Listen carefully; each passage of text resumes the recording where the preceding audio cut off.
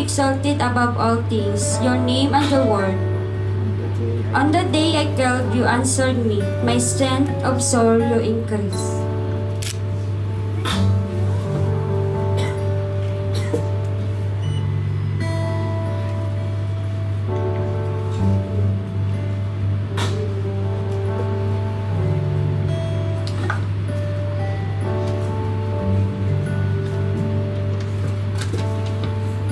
Let us pray.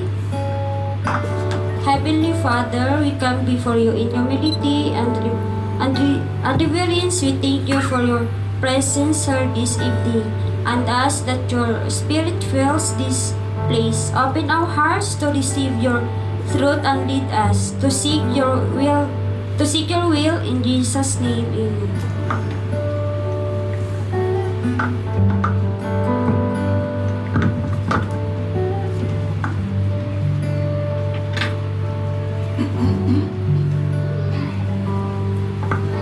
Amen. A blessed evening po sa ating lahat. Praise God po for this evening. And pwede po ba nating... Can you face your the person beside you and ask them how are they and if they are ready to praise the Lord? Yeah, you can shake hands or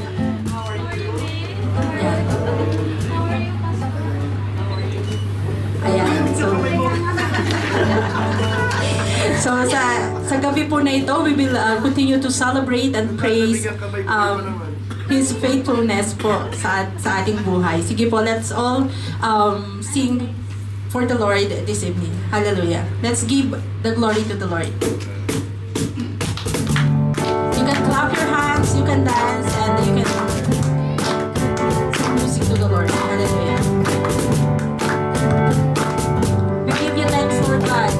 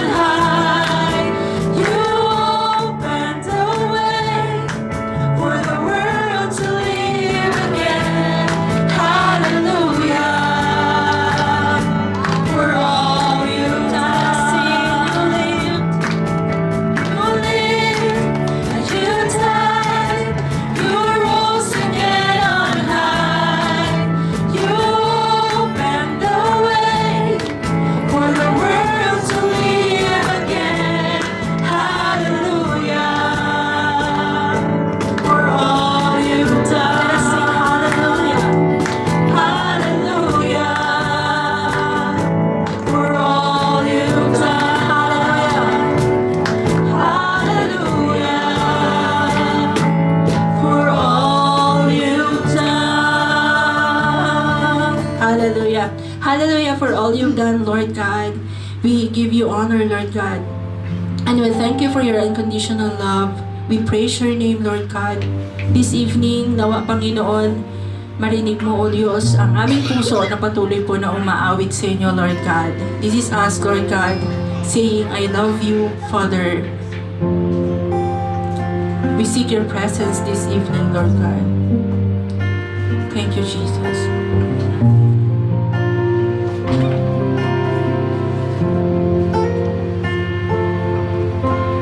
Father in heaven, how we love you. We lift you up in all the earth. May your kingdom be established in our praises. This is our prayer, Lord. As your people declare your mighty words, blessed be the Lord God Almighty, who was and is to come. Blessed be the Lord God Almighty, who reigns forevermore. We bless you, Lord. Father in heaven, how we love you. We lift your name in all the earth. May your kingdom be established in our praises. As your people declare your mighty words, blessed be the Lord God Almighty, who was and is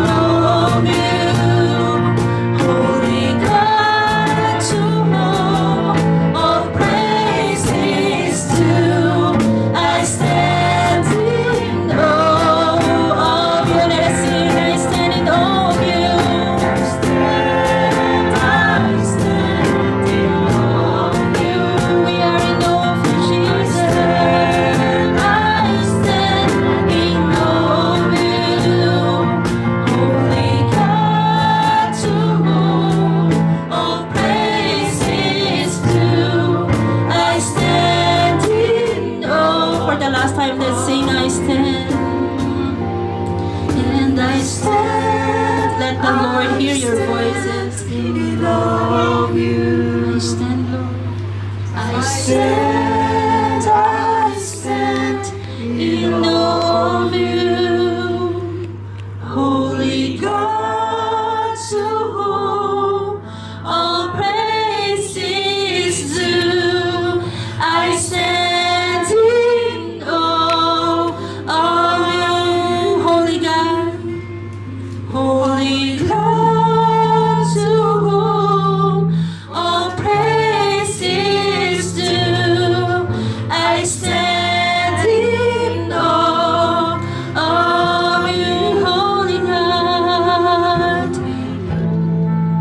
to whom all praise is due. I stand in awe of you.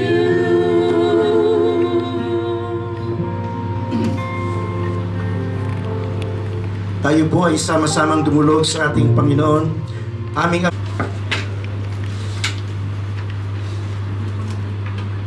In behalf of FCC Ras Al Khaimah, we would like to welcome to each one of you to our worship this evening, and we would like to give special recognition to our visitors to come with us to worship today.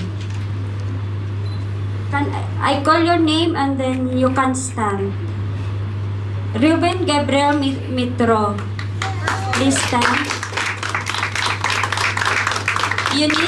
Eunice Mota Davindi Kumar, please stand. Welcome to FCC Ras Al Khaimah. Again, welcome po sa ating lahat sa worship celebration. Salamat po sa pagdalo at nawa patuloy natin makasama ang isa't isa sa ating gawain.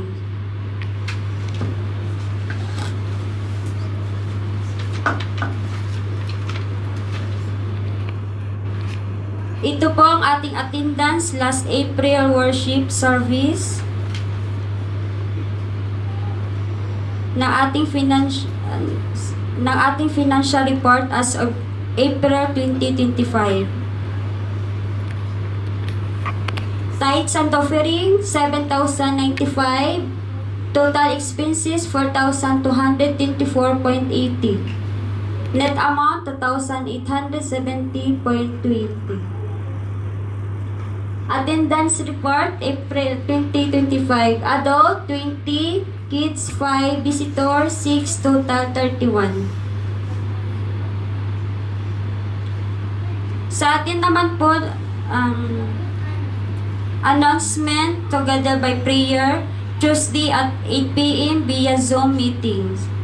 Redeemer and King Bible Study Saturday at 6:30 p.m. sa Kulangan at minsan po sa Nobre Residence. Worship Celebration June 7, 2025 sa Saturday at 6:30 p.m. dito po sa Action Hotel Rock. In additional po sa ating mga announcement, mayroon po tayong CGM and Water Baptism May 24, 2025 Saturday at 6:30 p.m. nagaganapin sa Kulangan Residence. Next po ay ang ating Join Together by Prayer. May 28 Wednesday via Zoom meeting 8 p.m. hosted by Fojera. Gayon din po ay nanyahan pang lahat to join in preparation po sa atin ang lapit na 2nd year anniversary Song and Writer and Logo Contest. Please refer na lang po tayo for details na naka-flash sa screen. Also, we will have po our praise and worship training and seminar this end of May. Nagaganapin po sa Fojera. Please contact Sister Joy if you are interested po. Finally, nawa ay excited na po ang lahat sa ating FCC Northern Emirates 2nd year anniversary sa darating na July 26, 25, Ras Al Khaimah. Sa mga iba pong details, please approach our leaders na naka-flash sa screen. At ngayon po, dadako naman tayo sa Thanksgiving and Testimony. Meron po ba? Meron po ba magpapasalamat? Ate Marisa?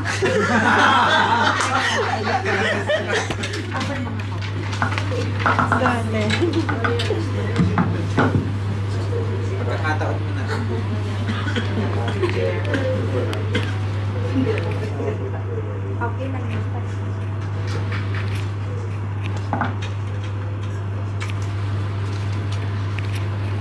Hi, good afternoon, everyone. Okay.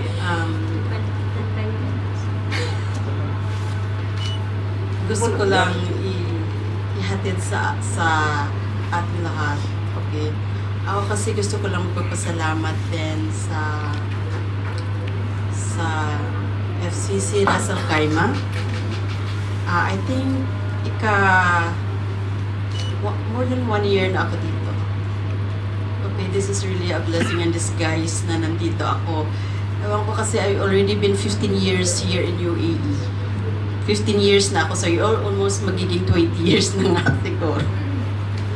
So, then tapos lumipat ako dito sa Ras Al Khaimah. Mga more than 1 year na rin. The same time, dito ko nakilala yung FCC. Kayo. Dito ko nakilala kayo. So, it's really, it's really a blessing kasi mas lalo akong nailapit sa Panginoon. So, talagang napaka-blessed ko to be with you. Sa mga mentors na nandito, kina Joy, kina John, kina Clarice, si Jeff, si Amor, si Miss Amor, na biglang na-meet ko sila sa Almanar Mall lang. Ayun, no? Nagka-client call ako, tapos alam mo, minsan hindi mo, during your low time, mayroon pala mga tao na nandyan sa likod mo, na parang they are kind of angels na lumapit sa'yo. During your low time, na alam mo na biglang nalang kinatok ka at bigla kang talagang yun ang the best na nangyari sa akin dito sa Ras Al Khaimah. So, thank you very much, guys. Although yes, aalis ako siguro for good sa Philippines, pero dalhin ko ito bilang the best experience na nangyari sa akin dito. At gusto ko i-continue ito doon sa Philippines. So, at ito rin ay nagbigay din sa akin na to encourage someone to be near to God kahit na mas lalong lumapit sa Panginoon. Siguro ito yung way. Para sa akin, ito yung way to encourage someone more. So thank you very much, guys. Thank you sa inyo lahat. At sana marami pa tayong ma-encourage dito sa grupo na ito. Thank you very much and good evening.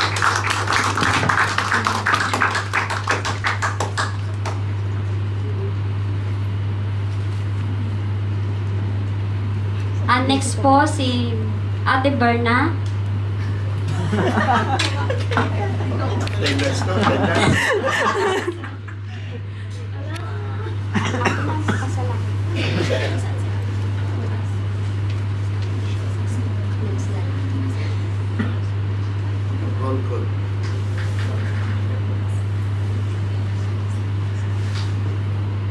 Magandang gabi po sa inyo lahat.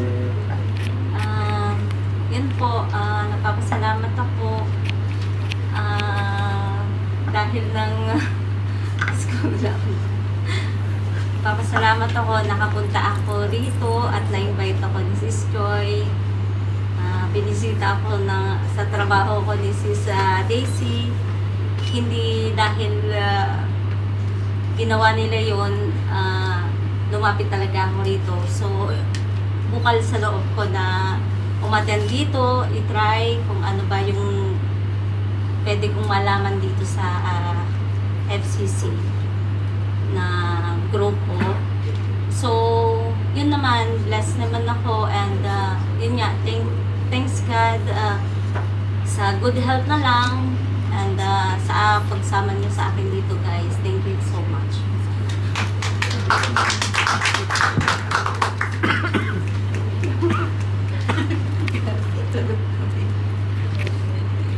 Next po, si Brother Ronnie.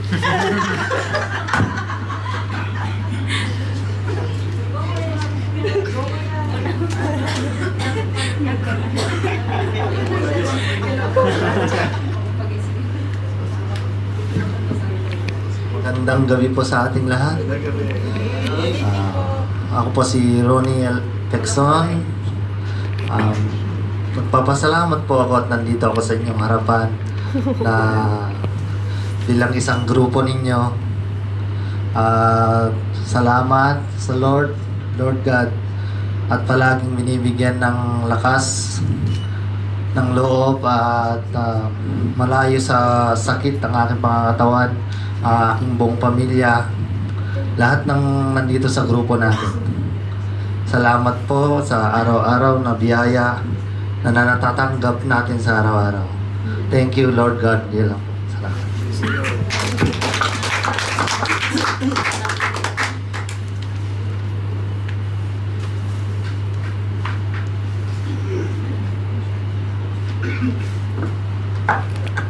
Salamat po sa buhay ni Ate Marisa, ni Ate Berna, at ni Brother Ronnie.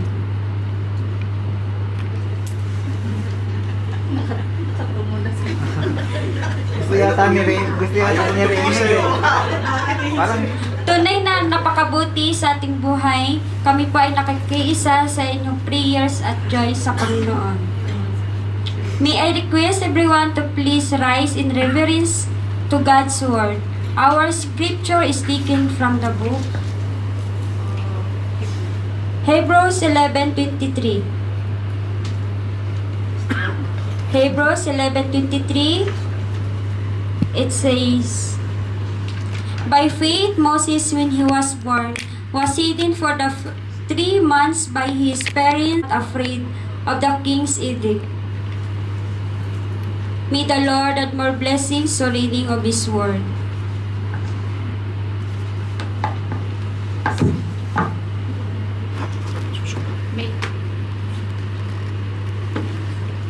Please be seated.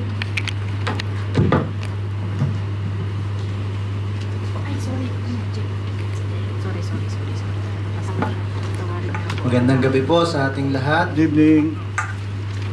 At siguro po ang iba sa inyo ay kilala na po ang ating guest, pastor, speaker ngayong gabi. At nandito po ako para ipakilala po muli siya para po sa ibang mga bago nating members po. Siya po ay from Caloocan City. Siya po ay ordained pastor of Unida Evangelical Church. Graduate of Asian Theology Seminary, batch 1984. Ang course po ay Master of Divinity, major in Theological Studies.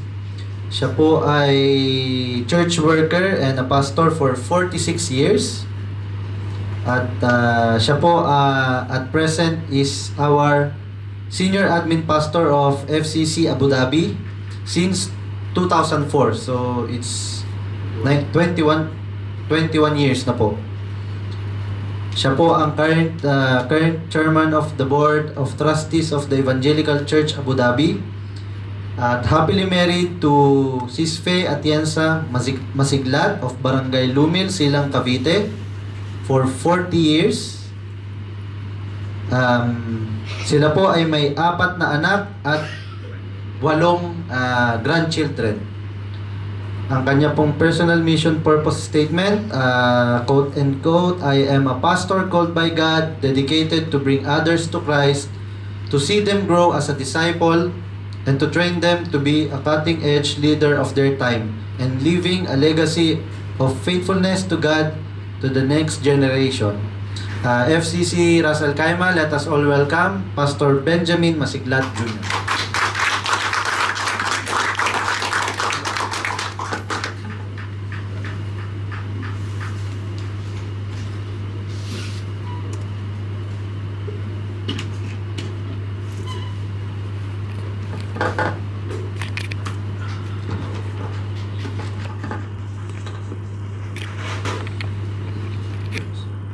Good evening po sa inyong lahat. On behalf po ng Filipino Christian Church Abu Dhabi, nais ko po kayong pasalamatan sa invitasyon. This is my first time to speak. I hope this is not the last, first and last. Pero sisikapin ko po na maging maikli ang ating pong pag-aaral sapagkat ako ay naniniwala, blessed are those who speak short for they shall be invited again. Kaya kailangan maging maikli lamang po. We have a foreigner here and we would like to ask an interpreter. Can someone sit beside them so that they could understand what I'm going to say, because most of my preaching will be in Tagalog.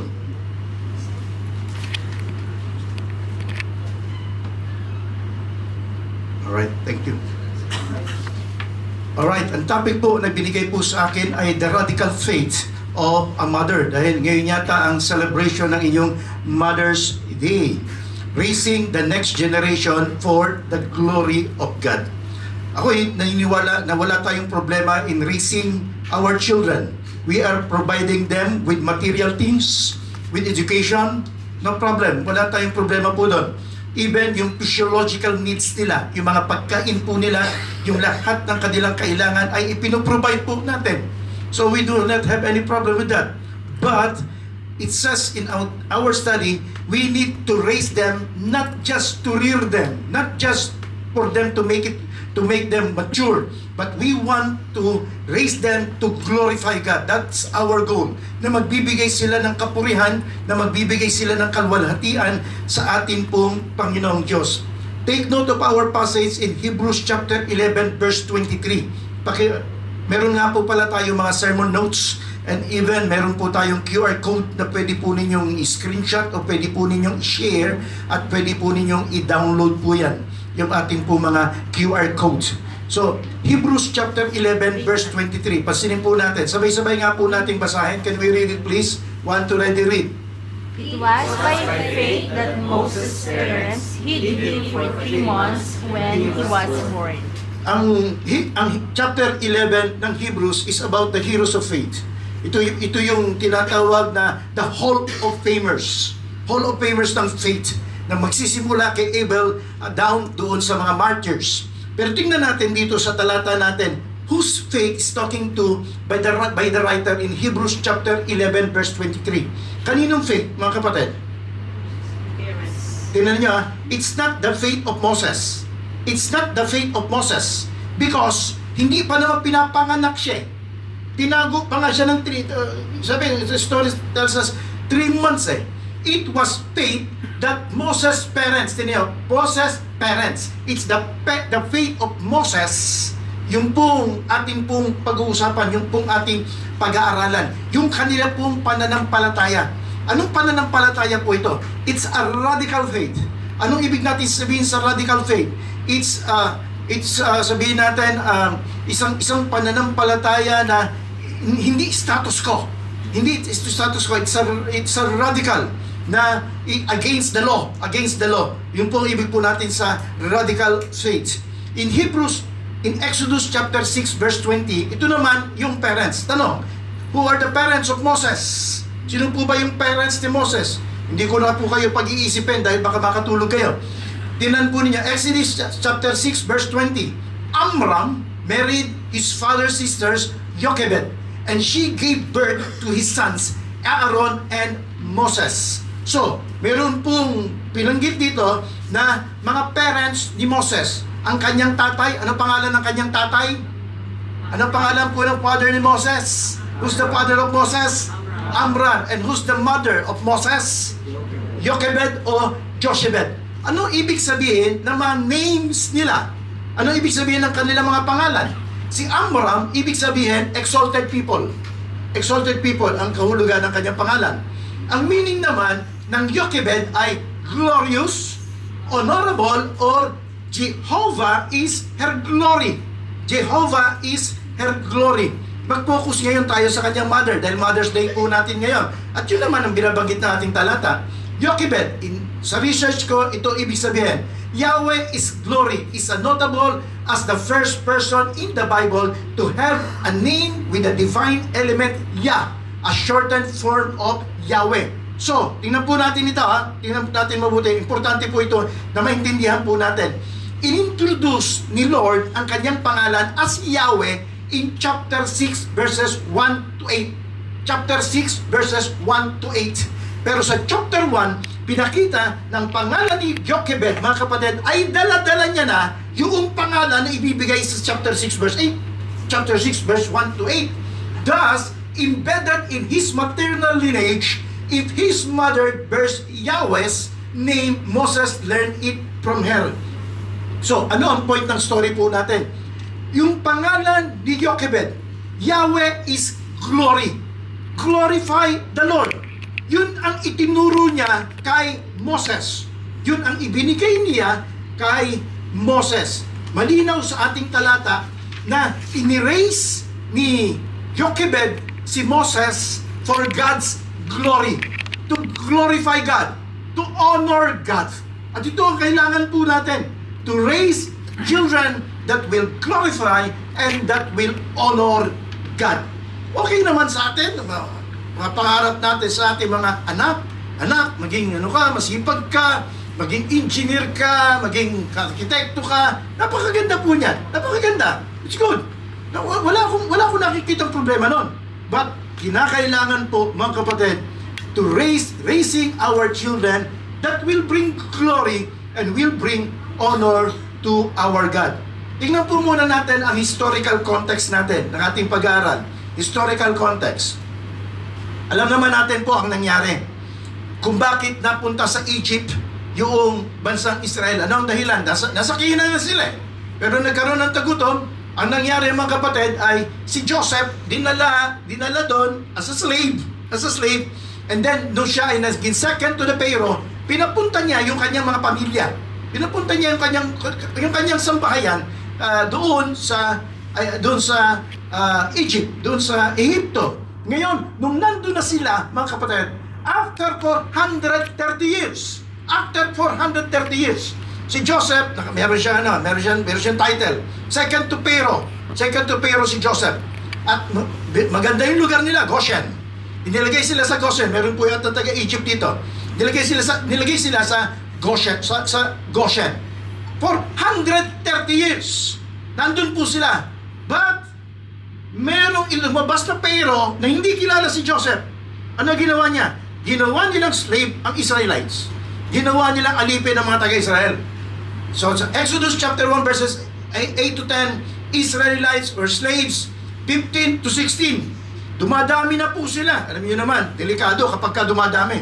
Kapag dumadami, prone yan na magtayo, na magrebelde.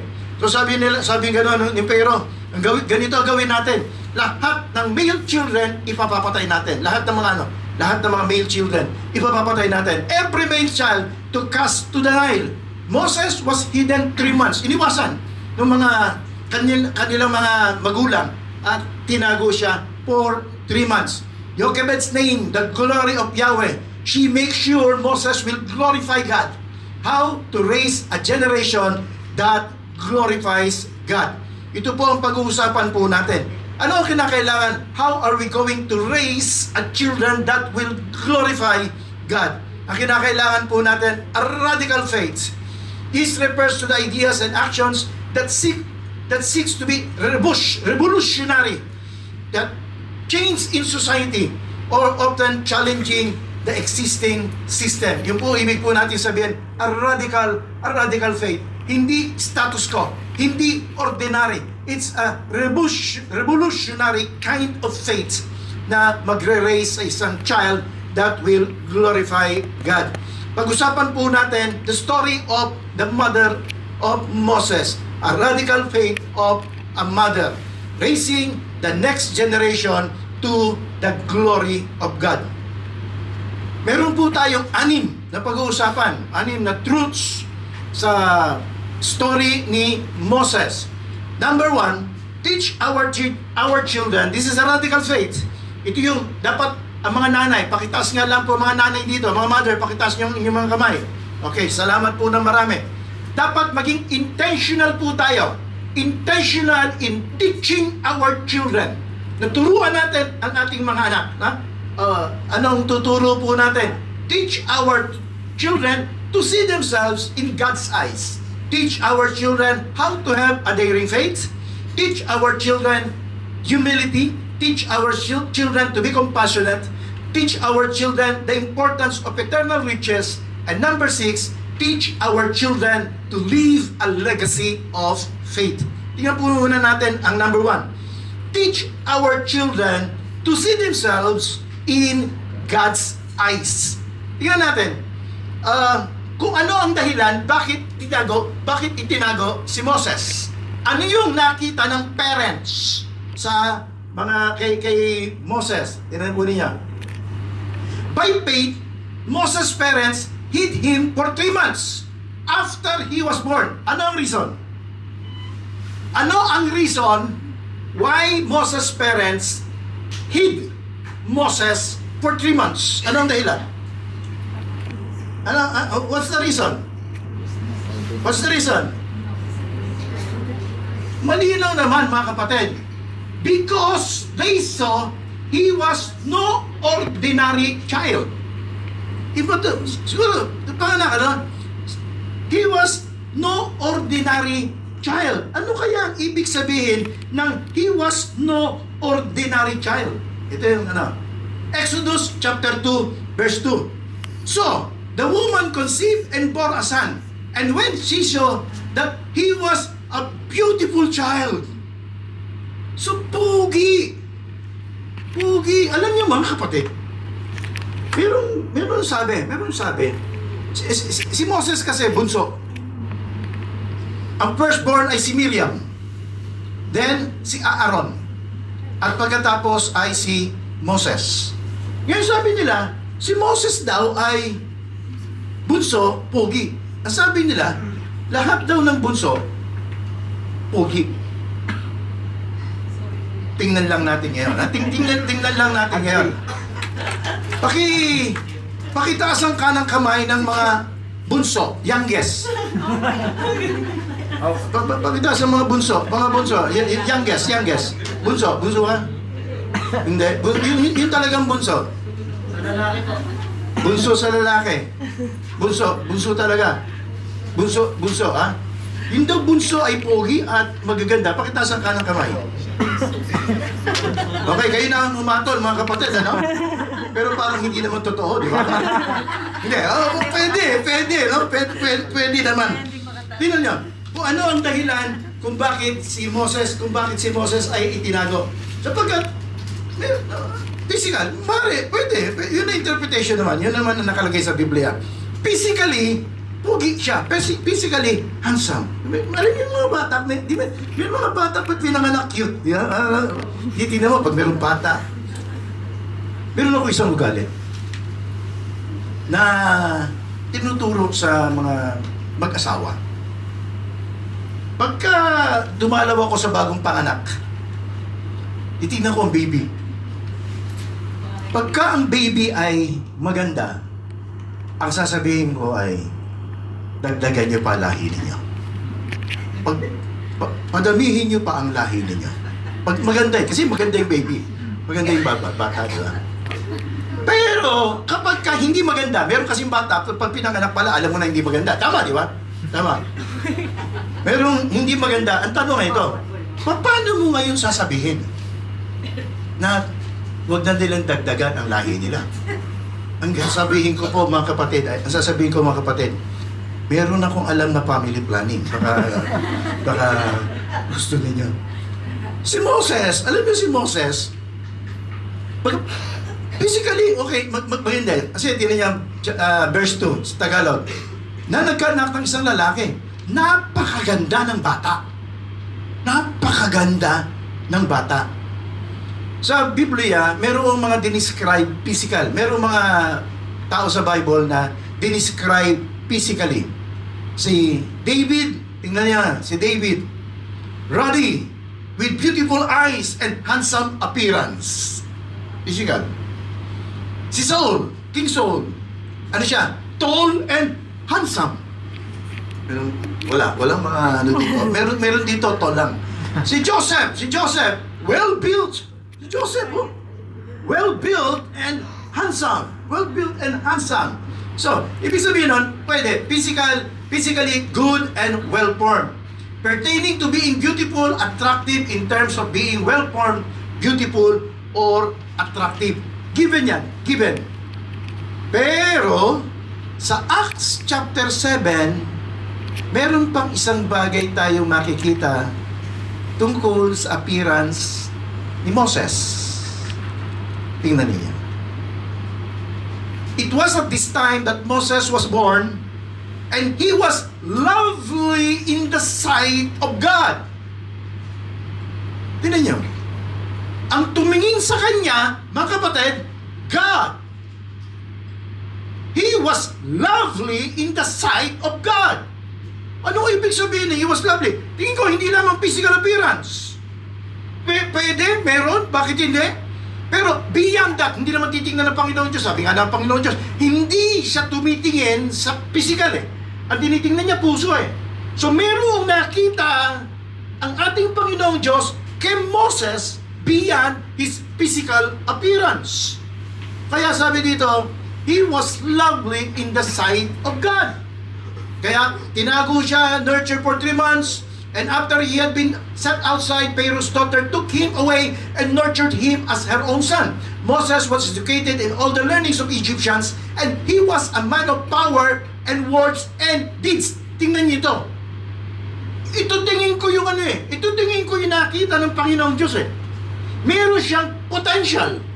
Meron siyang potential. Nakita ng mga magulang ngayon. Doon na sabihin natin, una nakita na physically, pero hindi naman lang nakita itong he was mighty, a man of power, and a man of words, and a man of deeds. Mga kapatid, ang isang bagay na itinuturo po natin sa ating pong mga anak na ito, kinakailangan let them see who they are in the sight of God. Who they are in the sight of God. Huwag mong hayaan na magde-define sa ating mga anak ay ang mga social media. Huwag mong hayaan na ibang tao ang mag-define sa iyong mga anak. Hayaan mo ang ating Panginoon Diyos. Hayaan mo na makita natin, Lord, ano yung dahilan? Ano yung potential ng anak ko? Ano yung minsan kasi kaya hindi mo nakikita yung potential ng yung mga anak, nakafocus ka sa ibang anak. Kino-compare mo eh. Bakit yung anak niya marunong? Bakit anak ko hindi marunong? Huwag tayo magko-compare. It's not what people say or what you feel, but who you are in the sight of God. So titingin natin, dapat ang mahalaga ay yung kung ano tayo sa paningin ng ating Panginoong Diyos. Alam niyo ba ngayon mga kapatid ko ng mga problema sa mundo? Bibigyan ko na lang kayo ng isang halimbawa. Merong mga tinatawag ngayon na mga bansa na pag pinanganak ang bata, walang gender. Alam niya, walang gender. At ang tatawagin nila, magkakaroon sila nung tinatawag po nila, pagdating nila sa wastong gulang, pipiliin nila kung ano gender nila. Hindi na male and female lang. No, not just male and female. LGBTQ XYZ. Alam niyo yan. LGBT expression. Mamimili ka na lang. Hahayaan mo ang anak mo na mamili. Hindi ko ano yung dinicide ng Diyos na ipanganak siya. Pababayaan po ba natin ang mga anak natin na i-define sila ng mundo? Pababayaan po ba natin ang ating mga anak na ang mag-define sa kanila ay kung ano yung nararamdaman nila at kung ano yung sinasabi ng ibang tao para sa kanila? Huwag po nating hayaan. Teach our children to see themselves as God sees them. Kung ano pagkakita ng Panginoon Diyos sa kanila. Tingnan po natin ang pangalawa. Teach our children how to have a daring faith. Teach our children how to have a daring faith.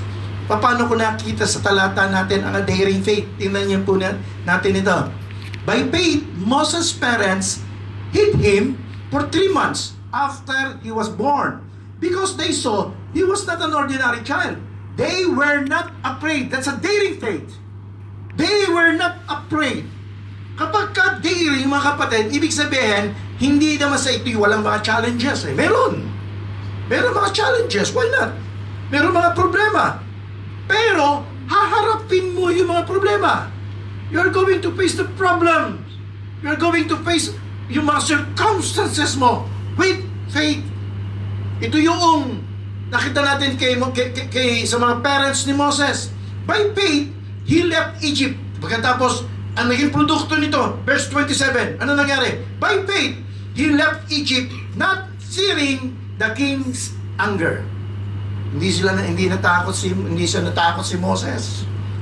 That's a daring faith. Ano yung daring faith na dapat nating ituro sa ating mga anak?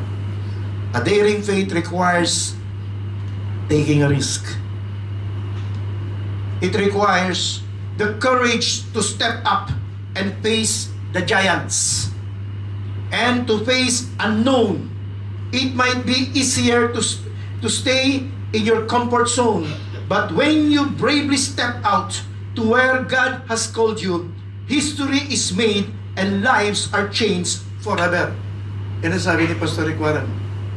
Kapag po yung mga anak po natin, naturuan natin na to step out of their comfort zone, na i-apply nila yung kanila pong pananampalataya.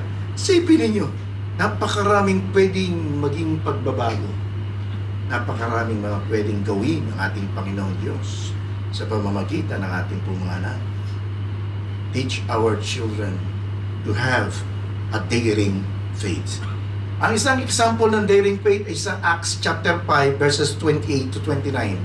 Same thing, na yung mga disciples, yung mga apostles, hindi sila natakot. Sabi ganun dito, hindi sila natakot sa strict orders. Instead, you have filled Jerusalem with your teachings about Him, and you want to make us responsible for His death. But Peter and Apostle Paul replied, we must obey God rather than any human authority. That's a daring faith. That's a daring faith. We must obey God than human authorities. Sana yan ay turo natin sa ating mga anak, na walang ibang kinatatakutan kundi si Lord. Walang ibang kinatatakutan kundi ang ating Panginoong Diyos. Turuan po natin ang ating pumana not to fear anything but only God. Diyos lang ang katatakutan nila. Kapag ang anak po natin takot sa Diyos, may fear of the Lord, tandaan po niya, pwede ka nang umalis at alam mo na magiging maganda ang future ng anak mo.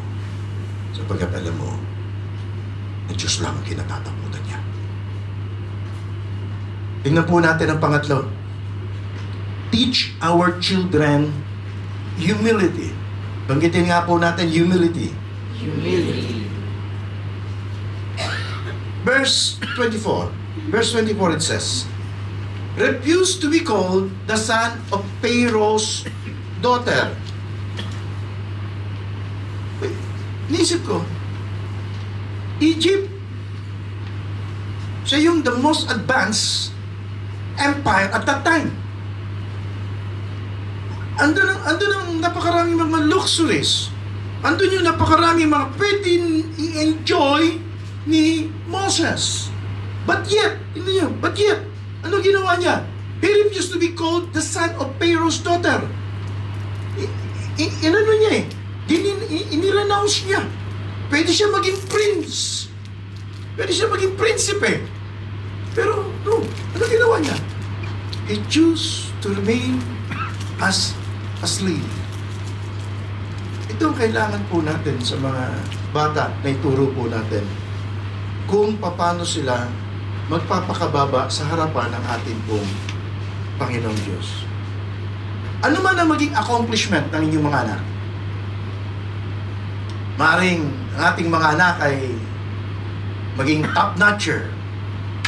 Magkaroon ng magagandang posisyon sa kanilang mga opisina. Okay yun? Magkaroon ng magagandang bahay. Magkaroon ng magandang katungkulan.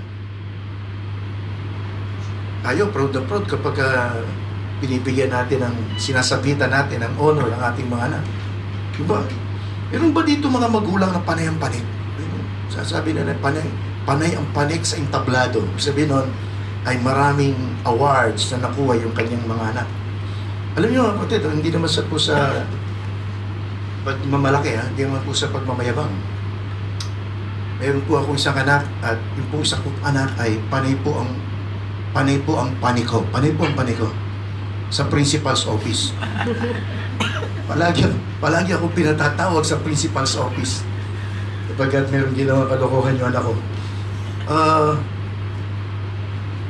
Maraming pwedeng mangyari sa anak natin. Maraming pwedeng maging accomplishment. Pero still, turuan po natin sila to remain humble. Ano man ang maging accomplishment nila, nakatungtong pa rin sila sa lupa. Still, na nandun yung kababaan ng puso po nila. Sabi sa 1 Peter chapter 5 verse 6 to 7, therefore, humble yourselves under the mighty hand of God, that He may exalt you at the proper time, casting all your anxiety on Him, because He cares for you. Tanda natin, lahat ng nasa atin, grasya lang ni Lord.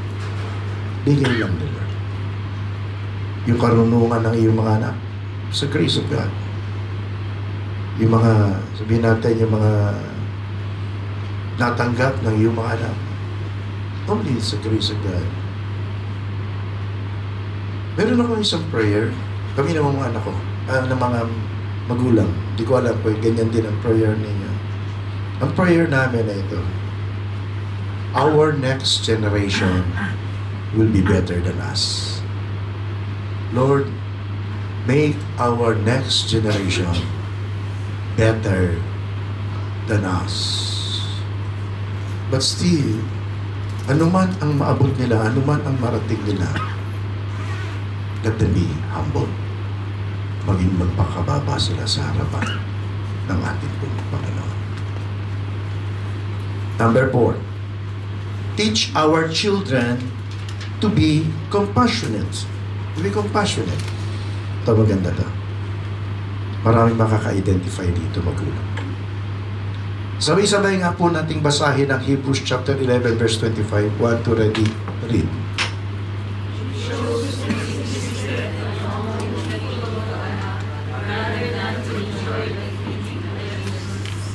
Tingnan nyo, he chose to be mistreated along with the people of God. Ano ibig sabihin nun?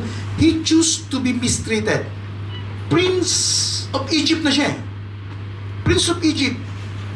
A son of daughters, sabihin natin, a son of daughter, princess. Anak siya ni anak siya ng prinsesa. Kung adopted, inumpon. So pwede siya maging Prince of Egypt. But yet, tinan niyo kung anong ginawa niya. He chose to be mistreated along with the people of God. So, ibig sabihin, naging slave din siya. Aba, ibang klase. Ibang klase. Yung mga anak natin, pagka kuminsan, mga kapatid, ang gusto, ewan ko sa experience natin dito, sa UAE, ang gusto ng mga anak natin, comfort. Yung ba lahat ng material things, meron sila. Latest shoes. Latest gadget. Pero ito, nung makita ni Moses, na yung mistreatment ng people of God, in-identify niya ang kanyang sarili. Bakit? Naawa siya eh. Nahabag siya eh. Alam niyo mga kapatid ko, ano po nangyayari ngayon? Ano po nangyayari ngayon? Ito. Ano nangyayari po ngayon? Nawawala na yung compassion sa mga tao. Nawawala na. Hindi na nila nararamdaman yung hirap ng tao. Hindi na nila nararamdaman yung sakit ng tao. At yan ang ginagawa po ng kaaway. Paano po ito ginagawa ng kaaway? Ito lang ang tingnan natin ang atmosphere. So they put slaves masters over them to oppress them with forced labor. Naranasan yan ni Moses. Naranasan ni Moses yan. Bakit? In-identify niya ang kanyang sarili doon sa mga oppressed. sapagkat naawa siya doon sa mga tao. Yan. Today's computer world is detaching our children to the world. Hindi ko alam kung naniniwala po tayo dyan. Anong nangyayari? Noong time namin, meron ba ako mga kasing edad dito? Si Mox lang ba kasing edad ko rito? Meron ba tayo mga kasing edad ko rito? Noong time namin, mga kapatid, pag naglalaro, ang laro namin, laro natin sa Pilipinas, alam niyo naman, di ba? Pagkatapos ng school, patintero dyan, sipad dyan, may kalaro ka. Kasama mo yung kalaro mo. Pero ngayon, ano na laro ng kata? Mga computer games. Computer games. Wala nang mga attachment do sa kanyang Wala nang attachment do sa kanyang kalaro. Hindi niya na nakikita yung kanyang kalaro. So, ang ginagawa po nila, ang ginagawa po ng media ngayon, ang ginagawa ng mga sabihin natin ng technology ngayon, pinaghihiwa-hiwalay na. Wala nang kalaro yung mga anak natin na tao. Computer na. Computer na ang kalaro ng ating po mga anak. Yan ang ginagawa ng tao. Kaya hindi na nila nararamdaman yung hirap ng tao. Isang bagay na tinuturo namin sa aming mga apo. Alam niyo, pag meron mga nakita less fortunate, yun, bawa, yung mga nagsiserve sa, mga restaurant, mga naglilinis. Pag gusto namin bigyan ng konting love gift, gusto namin i-bless, bibigay namin sa apo namin. Apo, bigay mo to sa kanya. Noong una nagtatanong, bakit? Bakit na nagtatanong? Pinaliwanag lang namin. Sabi namin sa kanila, mahirap lang yung mga tao yan. Tulungan natin. Mahirap lang sila. Turuan po natin ang ating mga anak to be compassionate. Katulad ng pagtuturo ni Joshua kay Moses. Immune to the world suffering. Yan ang nangyayari sa mundo ngayon. Immune to the world of suffering. Hindi na nila nararamdaman. Kaya, ang nangyayari, nagdi-detach tayo sa mundo. Number 5, teach our children the importance of eternal riches. Considering the reproach of Christ greater than riches than treasures of Egypt, for he was looking to the reward. By faith, he left Egypt, not fearing the wrath of the king, for he endured as seeing him who is unseen. Ano ginawa ni Moses? He left Egypt. Ang kapatid, kapag kayo nasa palasyo, iiwan niyo pa ba yun? Parang, sabi natin, hindi mo na iiwan yun. Atmosphere in the palace in the time of Moses, ang Egyptian Empire, yun ang sabihin natin, pinaka-advanced, pinakamayamang bansa at that time. Yun ang pinakamayamang bansa. Pero Moses choose to leave Egypt. Yung riches ng Egypt. Why? Sapagkat meron siyang alam na eternal riches. Meron siyang pinaghahandaan na eternal riches. Sabi rito sa Book of Acts, parang nakita ni Moses na meron pang mas mahalaga dito sa riches of Egypt, kaya iniwan niya. Iniwan niya yung mga bagay na yun. At ang nakita niya, parang prophetic to eh. Nakita niya, mga kapatid, ay si Jesus Christ. Considering the reproach of Christ greater riches than the treasures of Egypt. Titingnan niya yung mga inilalaan ng ating pong Panginoon. Saan naturuan natin ang ating pong mga anak? Na material things, hindi ito ang buhay. Lahat ito iiwan po natin. Lahat ng bagay nito, may iiwan yan. Tanging ang mga nagawa lamang natin sa ating Panginoon Diyos ang mananatili ang wakas. Let us teach our children the importance of eternal riches. And eternal riches can only be found in our relationship with Jesus Christ. Example ni Paul sa New Testament, sabi ni Paul sa New Testament, I consider that our present sufferings are not worth comparing with the glory that will be revealed in us. So there's still more glorious, more glory that is beyond of this world, beyond the riches of this world. And that's the glory of seeing our Lord in heaven. Teach our children to leave a legacy of faith.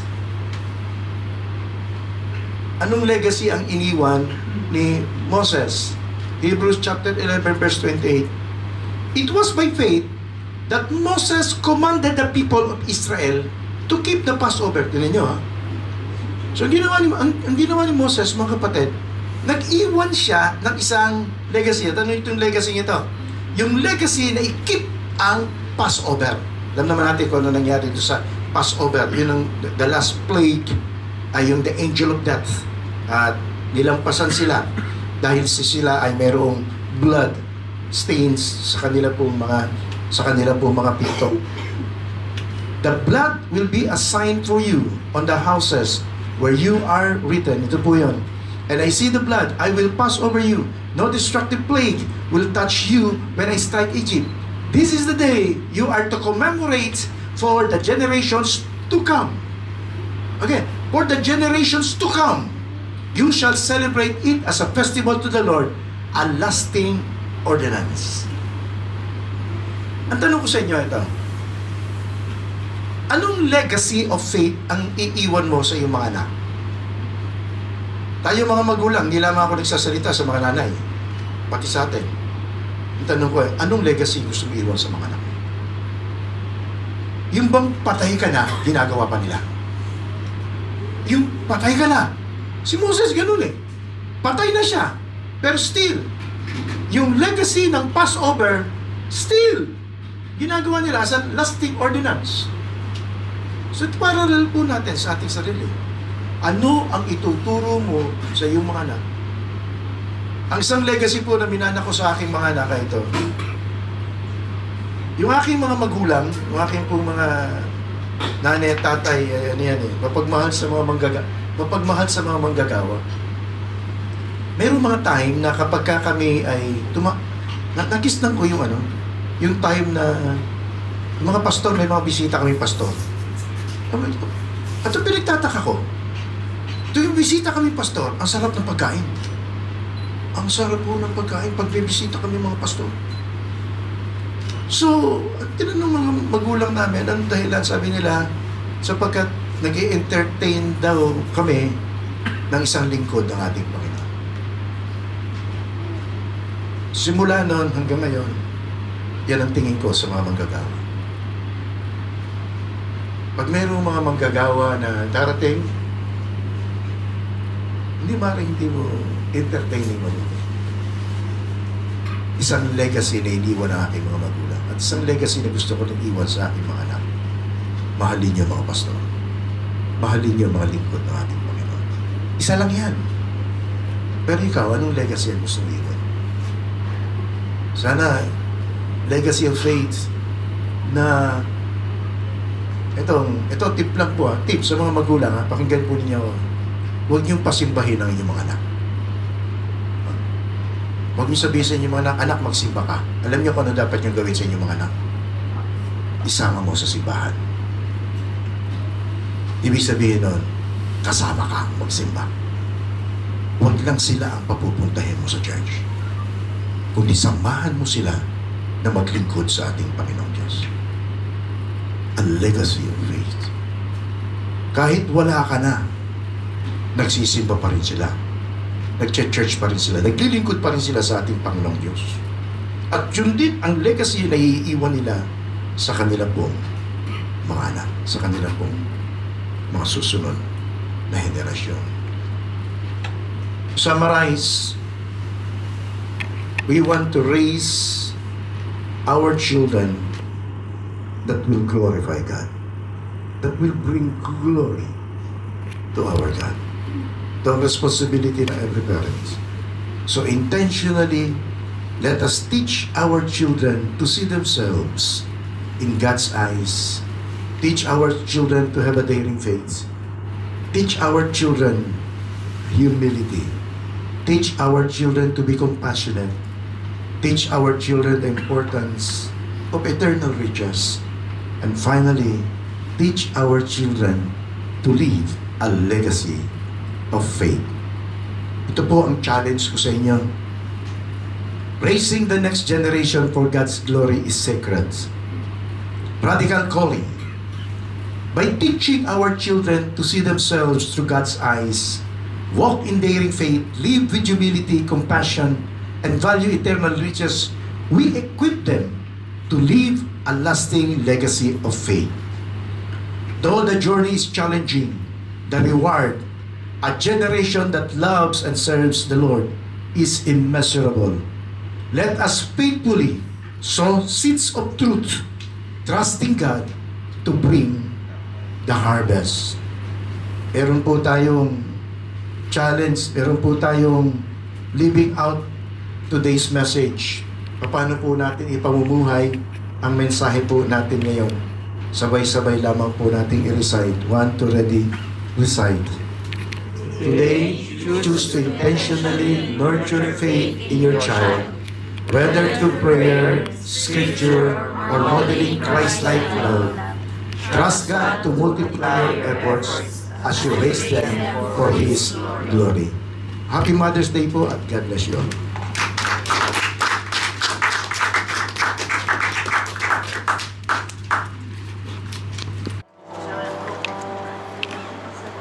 Tayo pong lahat ay tumayo at wala tayong ibang pwedeng gawin kundi patuloy na papurihan at luwalhati ng ating Panginoon. Tayo po'y manalangin.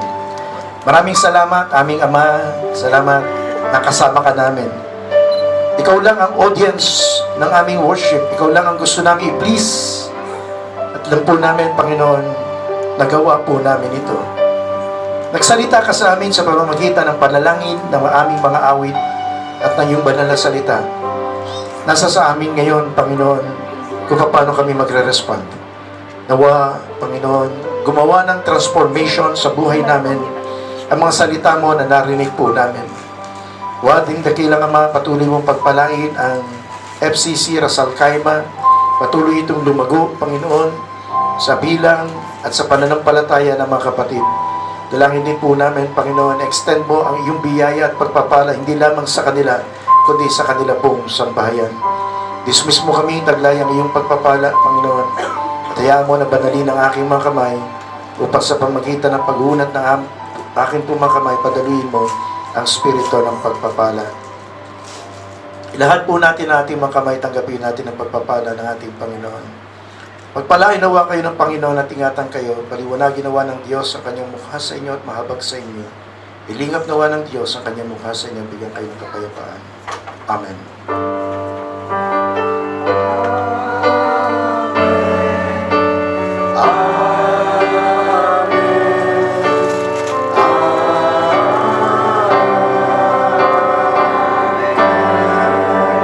Palapakan po natin ng Panginoon. God bless us all, mga kapatid. See you next worship service natin. God bless you. Ikaw na, Choy.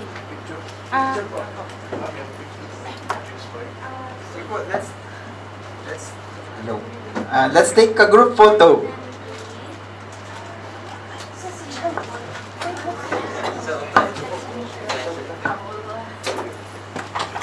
Ito din ba tinatanggal natin? Oo, natin.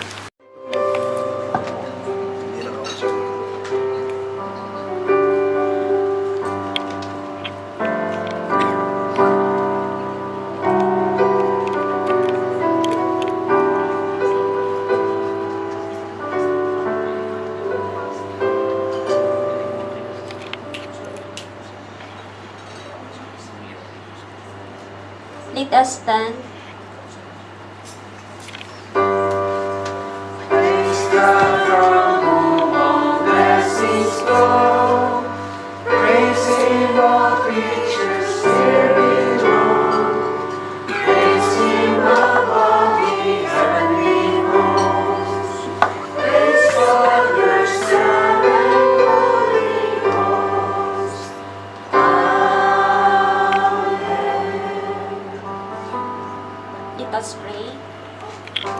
Lord Jesus, our Savior and Redeemer, we come to you with hearts filled with gratitude for the abundant blessing you give us every day. We acknowledge that your forgiving is not an obligation but is a joyful act of worship. Help us understand that our giving is an expression of our deep love for you and want to further your kingdom here on earth. We ask this in Jesus' name we pray. Amen.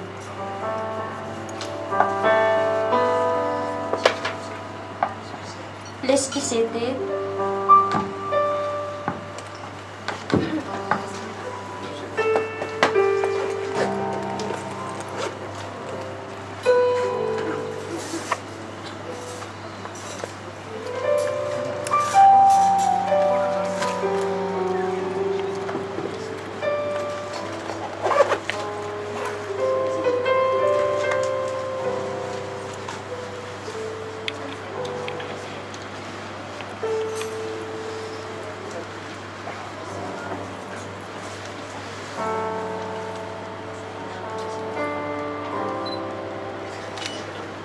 Ang ating pong gagawin ngayon ay commemoration ng kamatayan ng ating pong Panginoong Hesukristo sa bundok ng Kalbaryo. Sa tuwing ginagawa po natin ito, ipinapahayag po natin na si Jesus lang ang tagapagligtas, wala na pong iba. Siya lang po ang namatay. So para tayo nagpipreach, inaalala natin ang pag-ibig ng ating Panginoon. Nais ko lamang pong linawin sa inyo na kung hindi pa natin tinatanggap si Jesus bilang Panginoon at tagapagligtas, pasensya na po, pero mas makabubuti na huwag muna po tayong tumanggap ng banal na hapunan. Pero kung si Jesus ay tinanggap mo sa puso mo bilang Panginoon at iyong tagapagligtas, kailangan mo sundin ang utos ng ating Panginoon na alalahanin ang kanyang kamatayan. So sa pagkakataon pong ito, lumapit tayo sa ating Panginoon. Humingi tayo ng tawad at kung kinakailangan isuko natin ang buhay natin sa ating Panginoon, gawin natin ngayon yan upang sa ganoon maging karapat-dapat tayong tumanggap ng banal na hapunan ng ating pong Panginoon. Tayo po yung muko, tayo po yung manalangin. Panginoon, marami pong salamat sa iyo sa araw na ito. Salamat sa pag-alaala na kamatayan ni Jesus, na siya'y namatay para sa aming pong mga kasalanan. Kinikilala po namin ngayon, Panginoon, na walang ibang tagapagligtas kundi si Jesus lang. Sapat ang kanyang kamatayan. Hindi namin kayang iligtas ang aming mga sarili, hindi namin kayang linisin, bayaran yung mga ginawa po naming pagkakamali. Subalit, si Jesus ginawa niya para po sa amin. Sa pagkakataon po ito, Panginoon, lumalapit po kami sa iyo. Sino man sa amin ngayon, Panginoon, na hindi pa namin isusuko ang buhay namin sa iyo, gawin nila ito ngayon.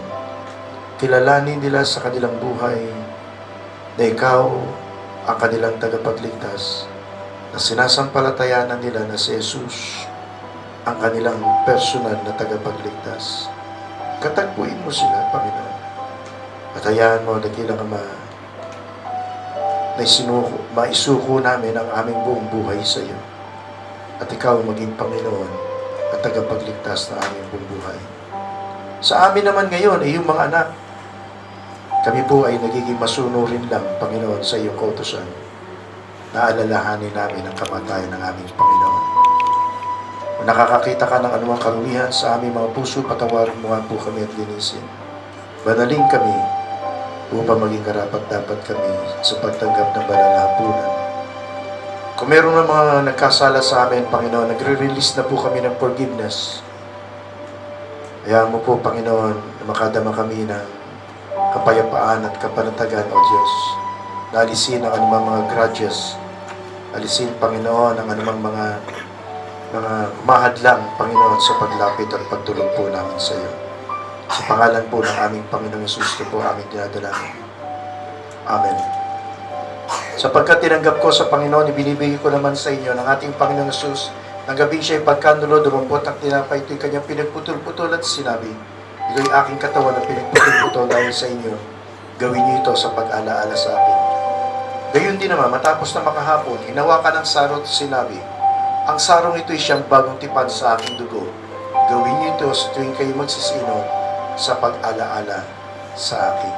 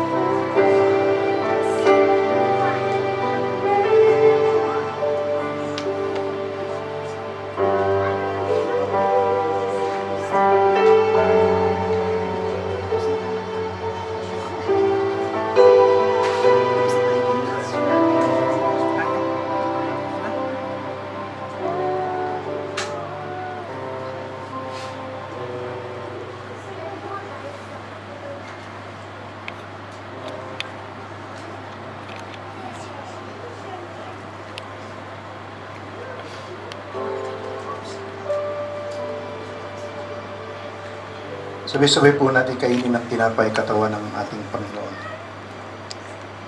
Humingi po natin ang saraw kalarawan ng kanyang dugo.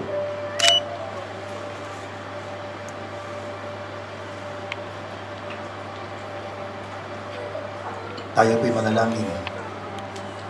Maraming salamat sa iyo, aming Panginoon. Salamat sa iyong kamatayan.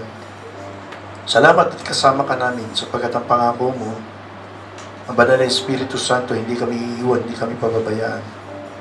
Ano man ang aming mga pinagdadaanan, nandun ka, malalampasan po namin dahil sa iyo. Palain mo nga bawat isang kapatiran at tumanggap ng banal na hapunan, na patuloy po namin madama ang presensya mo sa aming pong buhay. Na ikaw ang in control sa lahat ng nangyayari sa buhay po namin, Panginoon. Salamat po agad sa pangalan ni Jesus, ito po aming dalangin. Amen.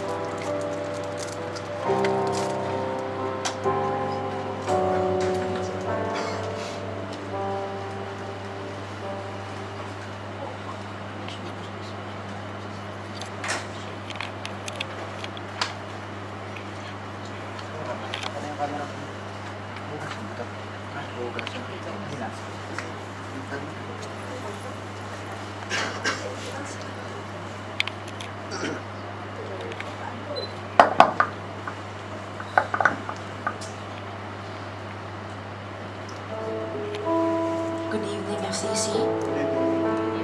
Today I'm here to remind you that Mother's Day isn't just a day about giving flowers or cards or gifts to our mother. It's about thanking God for giving us one of the greatest blessings you could ever have in our life. Because through every tiny, minute moment, they are the ones who are working behind the scenes. Every morning when I wake up at 5 a.m. just to prepare for school, my mom is the one who wakes up alongside me to offer food for me and my sister. Through their love, we feel God's grace. Through their care, we feel His grace. They are a walking symbol of God's quiet strength. And today, we're here to honor their sacrifices, cherish their wisdom, and last but not the least, thank the Lord for the gift of a mother's love.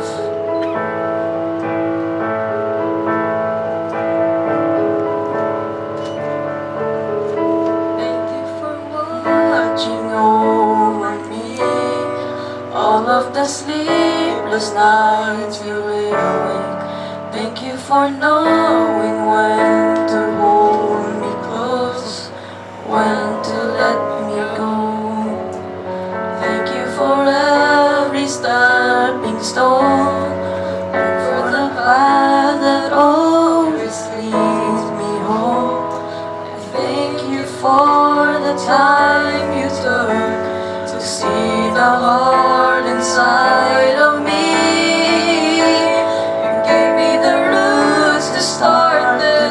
life, and then you gave me wings to fly, and I learned to dream because you believed in me. There's no power like it on this earth, no treasure equal to its worth. The gift of a mother's love.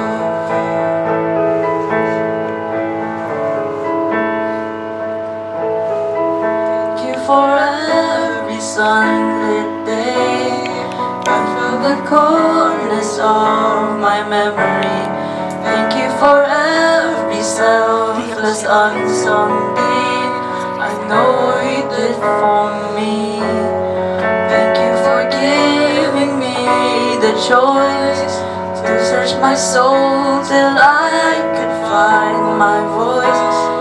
And I thank you for teaching me to be strong enough to bend.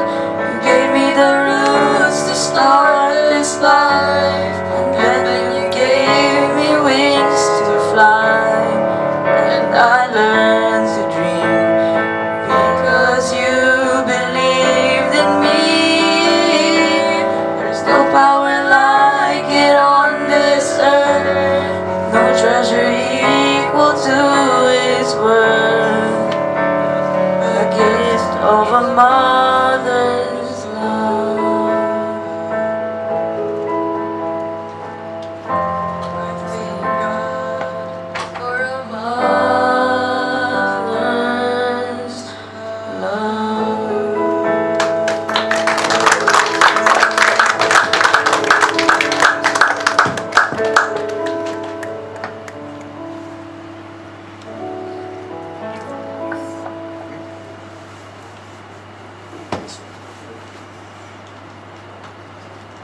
Sa pagkakataon po ito, nais po natin i-honor ang mga mother ng FCC Rasal Kaima.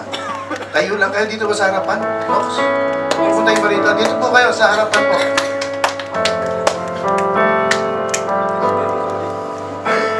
Nababatid po namin ang mga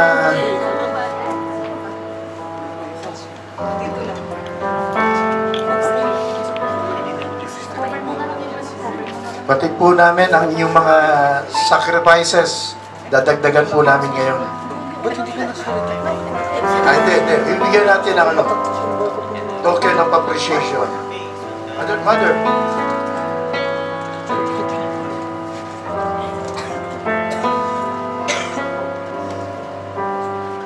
Okay, paki-pray lang po natin ang ating mga mother. Paki-extend po natin ang ating mga kamay. Lord, salamat po sa mother's love, mother's sacrifice, mother's teaching. Salamat po, Panginoon, sa mga mother na pinagkaloob mo. They're not perfect. Alam po namin, Panginoon, hindi po sila perfecto.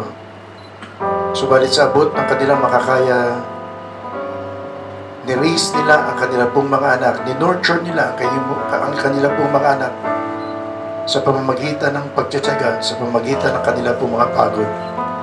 Nagpe-pray po namin sa mga oras na ito, ang mga mother, nawa, Panginoon, i-bless mo po, Panginoon, sila ng kalusugan, ng kalakasan ng kanilang pong pangatawan. Hayaan mo po, Panginoon, na-extend mo pa ang kanilang pong buhay, na makita nila ang kanilang mga anak na nagtatapos ng kanilang pag-aaral, makita nila ang kanilang mga anak na kapagpupundar ng pamilya, Panginoon, makita nila ang kanilang mga anak na nasa magagandang karir. Lord, sa pangalan po ng aming Panginoong Yesus, i-honor mo nawa ang prayer ng mga magulang na ito, ng mga nanay na ito. Sa pangalan po ng aming Panginoong Jesucristo, extend mo, Panginoon, ang biyaya sa lahat ng areas ng kanilang buhay, agad. Nawa, Panginoon, patuloy mo silang bigyan ng wisdom. Bigyan mo po, Panginoon, sila ng guidance.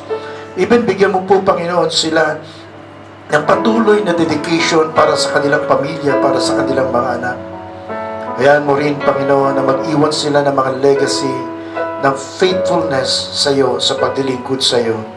Tulungan mo rin, Panginoon, ang kanila pong mga labi na magkaroon po, Panginoon, ng wisdom, ng teaching na nagmumula sa iyong banal na salita. Hayaan mo rin, dakilang Ama, na makita mo ang bawat isa po sa kanila na ang buhay po nila, Panginoon, ay isinusurrender po nila sa iyo, at ito yung makita ng mga anak po nila. Dinudulog naman sa inyo namin, Panginoon, ng kanilang po mga anak. Nawa, nagkailangan katulad ng mga inawit ng aming mga bata, i-honor nila, matuto po nilang i-honor ang kanila pong mga magulang. Hindi lamang sa pamamagitan ng pagsalita, hindi lamang sa pamamagitan ng paggalang, Panginoon, kundi sa pamamagitan ng pagsunod sa kanila pong mga payo, pagsunod sa kanila pong mga utos, Panginoon, sapagkat walang magulang ang mag-uutos na mapapasama ang kanila pong mga anak. Kaya dinadalangin po rin namin ang mga anak ng aming pong mga nanay na ito. Aming Ama, minsan pa maraming pong salamat sa mga anak, sa mga magulang na nandirito, sa mga nanay na nandirito, at patuloy mo silang pagpalain, Lord. Sa pangalan ni Jesus, ito po aming dalangin. Amen. Happy Mother's Day po sa inyo.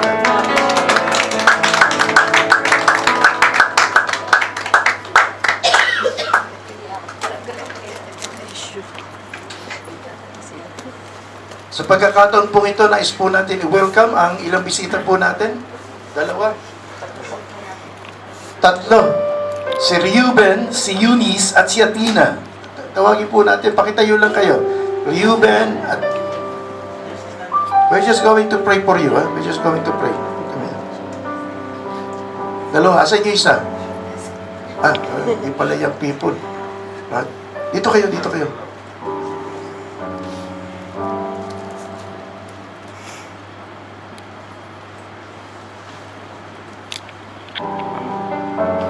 Thank you for coming, and we are hoping na this is not the first and the last na makasama namin kayo. And we're just going to pray for you. This is not an accident why you are here. I know that God has a perfect plan and God will accomplish His purpose why you are here. We're just going to pray for you. Okay, paki-extend po natin ang ating mga kamay sa ating po mga panauhin. Lord, salamat po, Panginoon, for bringing us, our visitors, to be with us, to worship you, to honor your name, to listen to your word.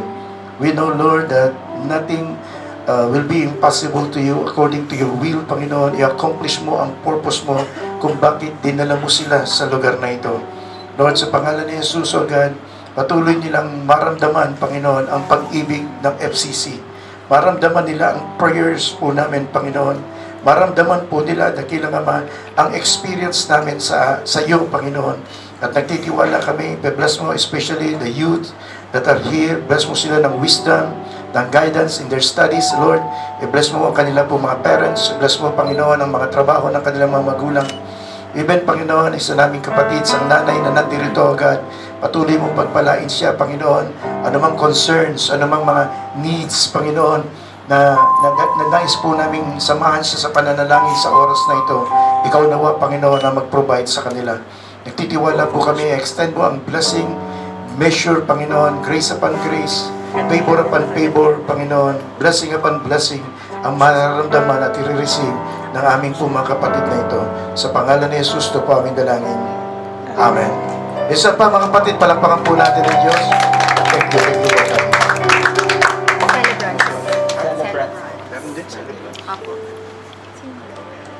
Prayer for celebrants, buong month ng May. Okay, lahat po ng mga birthdays, the whole month of May. Sino ba mga birthdays sa inyo? May. Come. Please.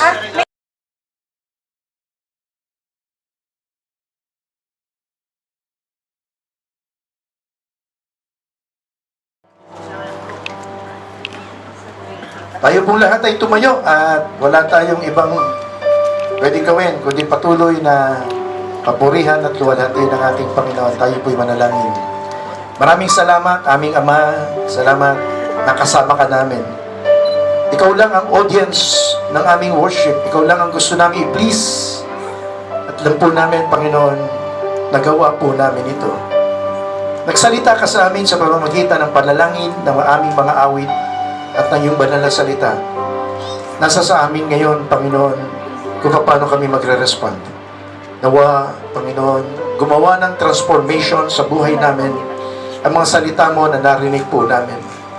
Wading dakilang Ama, patuloy mong pagpalain ang FCC Rasal Kaima. Patuloy itong lumago, Panginoon, sa bilang at sa pananampalataya ng mga kapatid. Dalangin din po namin, Panginoon, extend mo ang iyong biyaya at pagpapala hindi lamang sa kanila, kundi sa kanila pong sambahayan. Dismiss mo kami, taglay ang iyong pagpapala, Panginoon.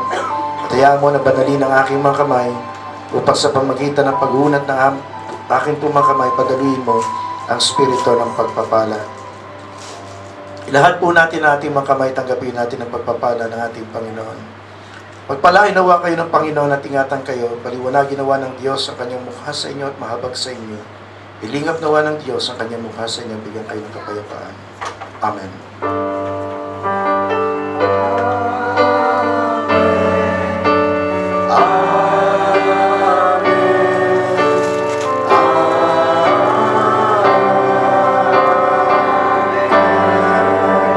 Palapakan po natin ng Panginoon. God bless us all, mga kapatid.